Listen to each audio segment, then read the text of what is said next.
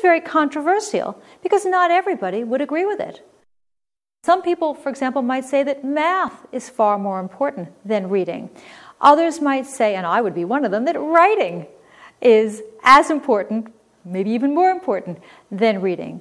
Some people might argue that kids need an hour of physical education a day, that they shouldn't have to sit and read. They can do that in the evening. Maybe during the day they should go out and play. So it's a controversial topic that has different sides. The writer is trying to persuade, and you can figure it out because the issue has different sides.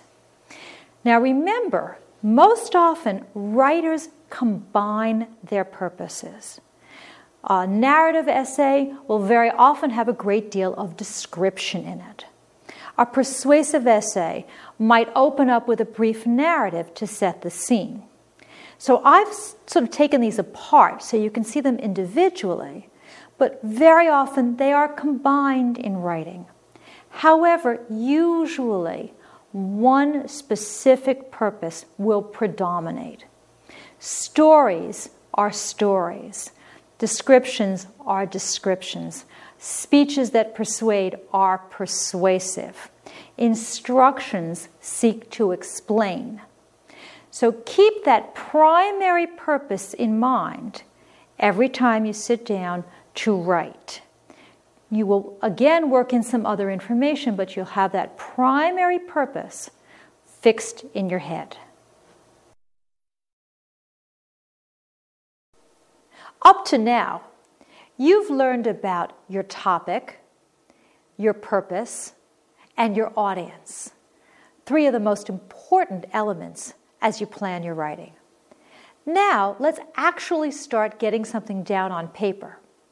We call this brainstorming. It's an umbrella term for many different techniques that professional and student writers use as they get ready to really start drafting.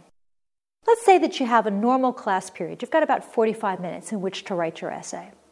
In that case, brainstorming should not take you more than perhaps 2 to 4 minutes. They're quick and they're easy techniques. All the methods that you're going to learn shouldn't take you more than perhaps 2 to 4 minutes. What I'd like you to do is try all these different methods. That way you'll see which ones work best for you. But you're going to find that perhaps on Tuesday one method works well and it doesn't work as well on Wednesday. Don't worry. In that case, just switch to a different method. And by juggling all these methods, you'll be able to always get started as you have to when you're faced with time constraints. If you do have some problems, we call that writer's block. We're going to talk about that in a subsequent lesson. And I'll show you ways to overcome writer's block as well. So let's start with the first technique. I call this listing ideas. It's exactly what it sounds like. You just make a list. It's a type of free association. What you do is number 1 to 5, 1 to 10, down the left-hand side of a sheet of paper. You're going to write as quickly as you can and just let your brain go into free association mode. Don't worry about spelling, don't worry about punctuation, don't worry about even writing the same thing twice. If you get stuck and you can't think of anything to write, just make loopies with your hand because that'll get your brain back started. For example, let's say you don't have a topic. So you want to now generate an idea for a topic. Try it. Number 1 to 10 down the left-hand side of a sheet of paper. Just the act of numbering it, by the way, gets you started. So now the paper is no longer blank.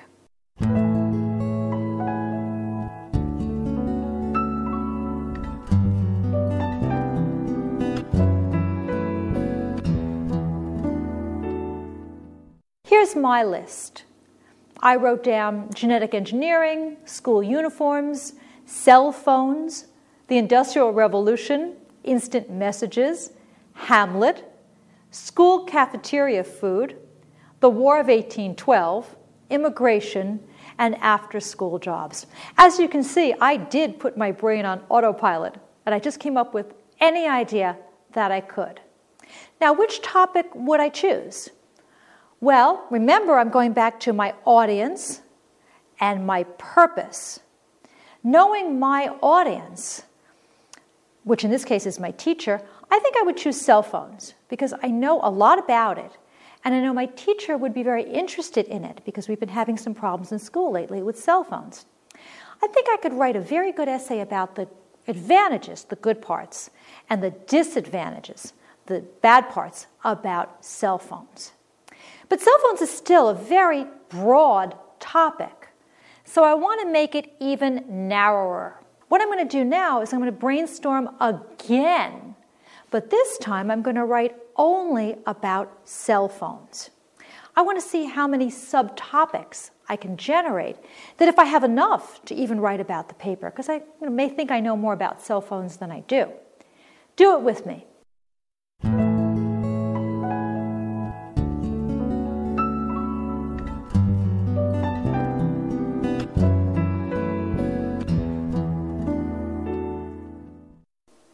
Here's my list. Well, the first thing I thought of was cost, and then I thought of safety. Disruption in class has been a big issue, but they're very useful in emergencies. I thought about different brands and different features. I know they make a fashion statement. I thought about the size, too, because some of them are large and some of them are very small. Family plans, and I like those ringtones. Well, now I have enough ideas to get started. I certainly won't use all 10 of them because there's too much there.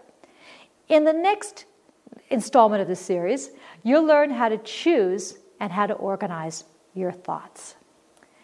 Quick review. First brainstorming is listing, which is simply numbering 1 to 10 or 1 to 5 and writing as quickly as you can, getting down a lot of ideas. Our second method is called webbing. Some people call it clustering or mapping or even mind mapping. This is a more visual way of brainstorming ideas, and it works very, very well if you're a good spatial learner. And by that I mean if you're someone who likes sports or riding a bike, surfing, roller skating, but it works well for anybody. But if you're one of those kind of spatial learners, I think you'll find this method very well suited. You make a web by drawing a circle in the center of a sheet of paper. From that center circle, draw lines radiating out. Draw perhaps 5 or 6 lines. At the end of each of those lines, draw another circle. Here's what it looks like. Let's try it now. Make a web on school cafeteria food, which was another topic that we had on our brainstorming list.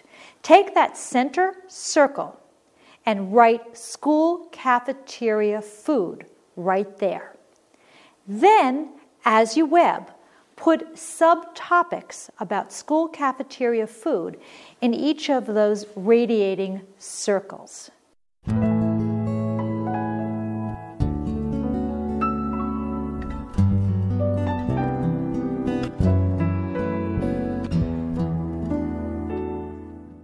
Here's what my web looked like. How does it compare to yours?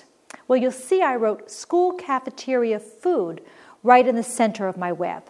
And then on top I wrote limited food choices, poor and good nutrition. I wrote low cost, it is very convenient. I wrote portion size, they are a little small, and I tend to prefer fast food. Yours may be the same, yours may be different, but it doesn't matter. What matters is you've got some subtopics now, and you can decide if you have enough to write on or you want to try another topic in the center of your web. So let's review for a second.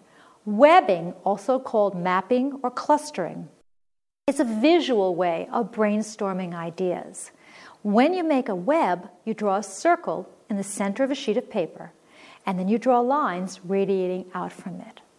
In those lines, at the end, you draw little circles and you put subtopics. And remember, this should take you no more than perhaps 2 to 4 minutes to do. Let's turn to our third way of brainstorming ideas. I call this charting.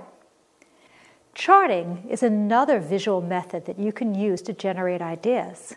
You can make up any chart that you like. I'm going to tell you about a number of different charts, and I'm going to give them different names to make them easy for you to remember. The first kind we'll call a Venn diagram. It's especially helpful when you do a comparison-contrast essay. Remember, comparison is when you show how things are similar, and contrast is when you show how things are different. A Venn diagram shows two interlocking circles. It shows all the qualities of item 1 in the left-hand circle, all the qualities of item 2 in the right-hand circle, and how the two are the same in the center part of the diagram. Complete the following Venn diagram on the topic of fast foods versus home cooking. So now what I would like you to do is pause the program and try this yourself.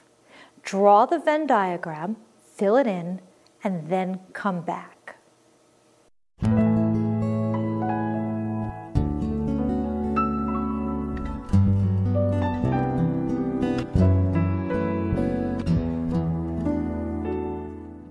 Take a look at my sample Venn diagram and compare it and contrast it to your own.